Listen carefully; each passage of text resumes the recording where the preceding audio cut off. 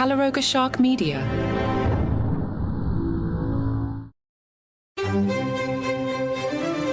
Hello and welcome to Palace Intrigue. I am your host, Mark Francis.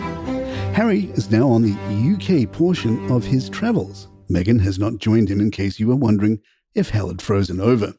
King Charles and Queen Camilla are in Scotland to mark the 25th anniversary and likely will not be back in London.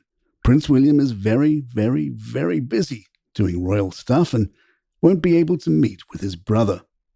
Prince Harry's upcoming polo documentary for Netflix, once expected to be a major vehicle for the prince, seems to have taken a surprising turn. Rather than focusing on Harry himself, the film, now being dubbed The Nacho Show, will prominently feature his close friend and Argentine polo star Nacho Figueres. While Nacho has long been a darling of the polo scene, the decision to place him at the center of this project has reportedly left Netflix disappointed. After all, viewers tuning into a film by Harry were expecting to see the Duke of Sussex in the spotlight, not his mate. In typical Netflix fashion, insiders are already labeling this as a missed opportunity. With the streaming giant's deal with the Sussexes set to expire next year, Harry and Meghan could really use a hit. However, polo isn't exactly a mainstream sport, and Figueres, though charming, may not be the draw Netflix was hoping for. As one insider put it, "Nice of Harry to do his mate a favor, but Nacho speaks broken English and is just not mainstream enough to pull in the ratings." Prince Harry wants to do more things in the UK, but three major obstacles stand in his way, according to royal author Robert Jobson. These hurdles are Prince William, Queen Camilla, and the financial strain of funding his lifestyle and security. Jobson told The Sun, "The reality is that was the package he put together before Megxit. That's exactly what he wanted to do. Private things that he's doing, making money, plus the things that he wants to do over here. A lot of the whispers in the corridor is that they still worry about what happens when the money runs out. Well, he made an awful lot of money from his book Spare, so maybe that's a while away yet." You've still got two main issues here, Camilla and Prince William, that really have not made up. When you've got, if you like, his Praetorian Guard of William and Camilla at odds with Harry, it's going to be more difficult for that to happen. The fact is, Harry believes that when he brings his wife with him, she will not be afforded the protection that he feels is necessary. The reality is, he doesn't believe that is what he's going to get, and that's why he's taking the court case. A legal representative for Harry previously said, "Prince Harry inherited a security risk at birth for life.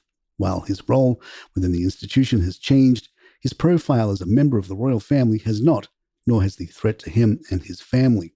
They emphasize that while Harry and Meghan fund a private security team, it cannot replicate the necessary police protection needed whilst in the UK. Speaking of security, Prince William quietly visited the British Secret Intelligence Service, MI6, a detail revealed only through the official court circular. The entry simply noted, "The Prince of Wales this afternoon visited the Secret Intelligence Service," without further information on location or details. This visit highlights William's continued engagement with the UK's intelligence services, a connection that runs deep within the royal family, as both the late Queen Elizabeth II and King Charles have also visited these agencies in the past. Prince William has previously spent time working with MI6, MI5 and GCHQ, the UK's three main intelligence services. In 2019, he completed a 3-week stint at each agency, gaining insight into their operations. During his time at MI6, William worked with spies and handlers tasked with foreign intelligence gathering, crucial to the UK's national security. His experience with MI5 involved understanding counter-terrorism efforts within the UK, and his week at GCHQ in Cheltenham focused on the use of cutting-edge technology to detect and disrupt threats. Reflecting on his experience, Prince William described it as a truly humbling journey. He praised the intelligence community for their dedication to protecting the country, often working in secret and unable to share their experiences with even their closest friends or family. William expressed deep gratitude for their work, recognizing the vital role these unsung heroes play in safeguarding national security. Palace Intrigue will be right back. A life-size bronze sculpture of Queen Elizabeth II has been unveiled in Riverside Park, Andover, Hampshire, marking the first of two statues commissioned by Test Valley Borough Council to celebrate her Platinum Jubilee in 2022. Sculptor Amy Goodman, who created the statue, aimed to capture the late Queen's warmth and humility. The statue shows the monarch in her later years, smiling and wearing a robe adorned with community-inspired artwork, drawing on memories from local groups and schools. Miss Goodman expressed her honor in sculpting Queen Elizabeth, emphasizing Queen Elizabeth, emphasizing the radiant smile that defined the Queen's warmth. The artwork on the Queen's robe, contributed by the Andover community, is now on display in the Chantry Centre. The statue was unveiled by Nigel Atkinson, Lord Lieutenant of Hampshire and Councillor Phil North, leader of Test Valley Borough Council, highlighting the significance of the Platinum Jubilee as a unique moment in British history. The piece stands as a tribute to Queen Elizabeth's exceptional reign and her lasting legacy in the community. A second sculpture depicting a younger queen at her coronation is set to be unveiled in Bromsey next year.